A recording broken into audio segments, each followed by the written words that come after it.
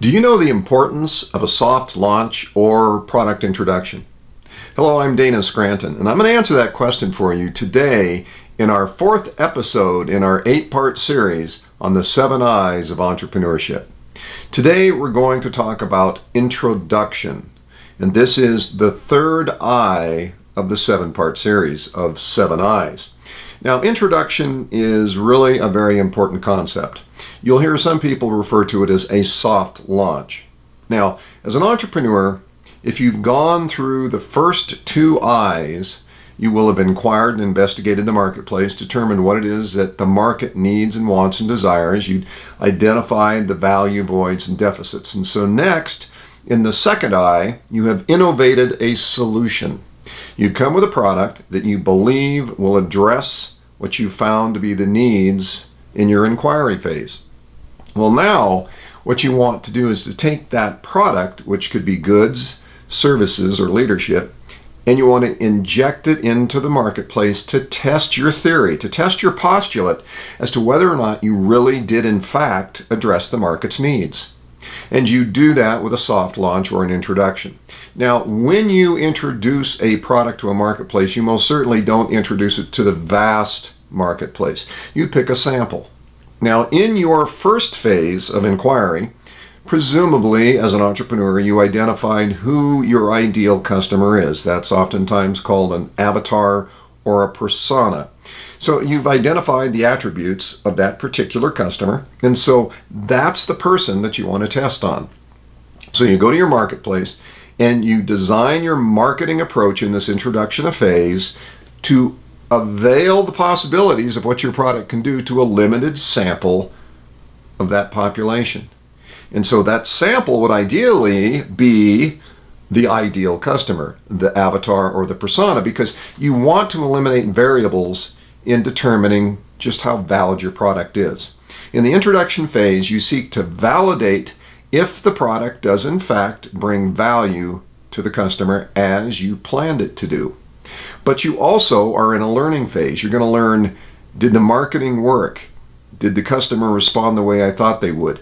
Does the customer have ideas and suggestions and recommendations that you can fold into the actual launch of the product? So this is a learning phase, and it's a reality check. Many entrepreneurs fall in love and become infatuated with their ideas. They can see the value of the idea. They can't necessarily see the value to the customer. So as an entrepreneur, this phase is your reality check. This is where you put it in front of the people who represent your marketplace. You can determine whether or not your idea was on target or not. But very importantly, as an entrepreneur, you have to have a distinction. It's okay to be infatuated, but you need to be infatuated or in love with the value that the product brings to the market. It's okay to like the product and to really pat yourself on the back for coming up with a great product idea, but unless it delivers value to the marketplace, it has no value.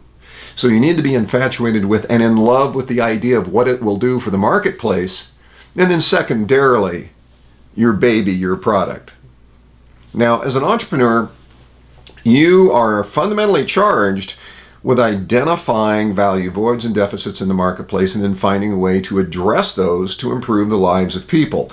And so the introduction phase is where you learn about the things you need to know before you actually launch the product in mass. Now, there's several reasons that the introduction phase is an intelligent thing to do. First of all, you don't spend a lot of marketing dollars at this phase.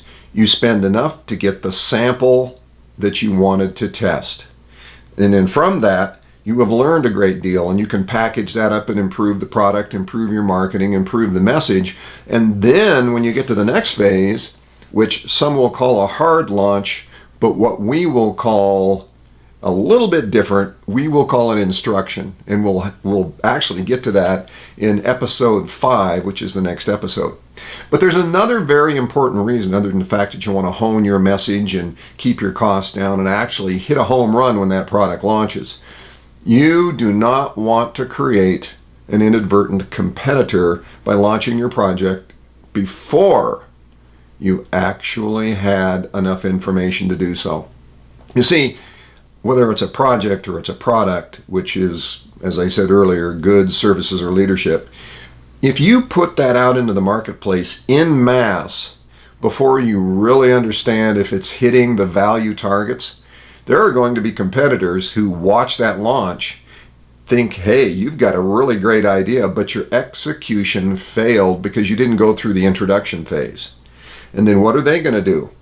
Well, they're going to take the benefit of your intuition, inventiveness, and innovation, and they're going to go off and create a product that now has the benefit of addressing the faults that you didn't address. So you have to be very careful as an entrepreneur not to overstep the process, not to get so enthusiastic and overboard that you just blow right past the introduction process in a bold and reckless manner and just throw your product into the market.